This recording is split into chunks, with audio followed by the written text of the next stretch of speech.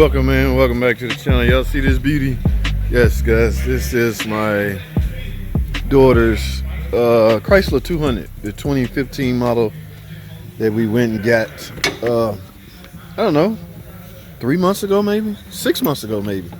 All right, remember guys, and I ended up going to a non-Chrysler dealer to get this. They the only one had one. Watch this video right here. It was a little experience. Because it was an experience, they tried to pull some trickery on me, guys. I went up there with my daughter. I have my scan tool with me, and during our test drive, I noticed there were some codes hidden in the transmission. All right, yes, some serious codes. All right, I've seen the codes before, and I know what to do to fix them. But just the mere fact that a lot of these car lots will simply erase the codes, and hoping you go on a small test drive and you will not, or the light will not come on in time before you buy it, because you buying these cars as is. So yeah, it can be a little I happened to see it, caught it, and I talked to the manager. He was able to drop I think $1,000 because I told him that's what it's going to take to fix it. So I managed to get a discount because of that. Yeah, it was a maturing code. It was on its way for the light to come on. Guys, a lot of these places are counting on you to test drive right around the block. Oh my God, I love it. I'll take it. I'll take it. You know it's as is, right? Yes, I just drove it around the block and it runs fine. I'll take it. Be careful on your test drive, guys. Test drive your car. If you're in the market to buy a used car, at least test drive it to where your emission monitors will run.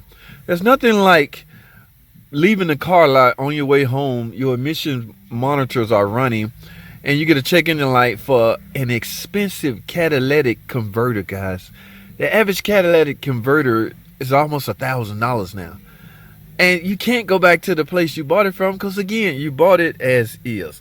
All right, I'm talking too much. Just give y'all a heads up. Now, where are we in? Where is she in? Let me start it up. Yes, still starts like a kitten. They did a number on this thing in the used car department when they a lot of these car lots. Look at that, oil change soon. That's why she in. Okay, yes. So soon, I assume she think me now, which is cool. Yeah, we'll go ahead and change it now. What is this? This is the 2.4 multi-air liter engine, guys. Uses 0W20. Now I went a step above. I got Mobil 1 synthetic high mileage 0W20. I mean, you don't have to do that, guys. Some people, just because they have it readily available, they use it. Like, you know, it was some brand new oil laying around the shop, 0W20. I decided to use that, and I got my filter. So I'm about to change the oil, guys. That's a real easy task. Okay, so I'm gonna scan it, see if there's no light on, but this could be something in the memory. And let's get it, guys. No big deal. Let's get it. Ooh, righty. Oh, I hate these covers. Oh, I don't have to remove the cover. Okay, I don't know, 409 or 339. Drain plug, 13 millimeter. Don't look like there's any leaks. Okay, brakes look fine. I like when wheels are open like that, you can visually inspect brakes as opposed to removing the wheels. What's going on back here? Everything is intact. She said it drives fine. No problem whatsoever. I got to remember to rotate and balance the tires periodically.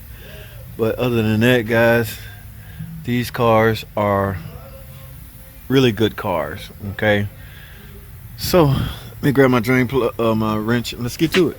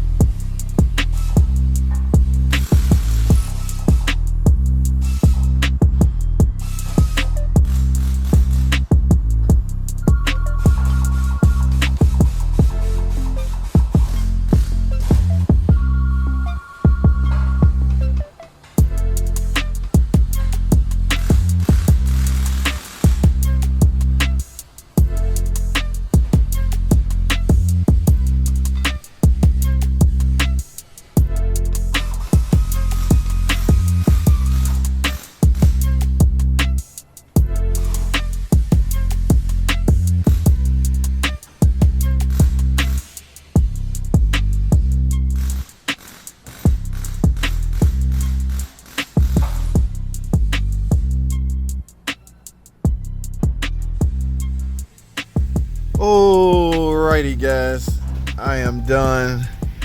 Guys, make it a habit to start your car and then recheck your oil. Okay. A lot of times, look, that light's still on. We're gonna turn that off in a second. A lot of times, people try to memorize how much oil a vehicle take. I mean, that's all fine and dandy, but I'm a firm believer in starting the car up, letting it run for a while, and turning it off, and then rechecking the oil level. Okay, just because you know in your head a certain car take 5 quarts, still should make it a habit to recheck the oil. All right, I am full. Now, as far as that oil change reminder, remember, guys, this work off an algorithm. So it's real simple, guys. Let's turn the car off, turn it into run position. Just step on the gas pedal or the accelerator pedal 3 times. 1, 2, 3. Now turn the car back off and start the car. And that algorithm should now have been reset.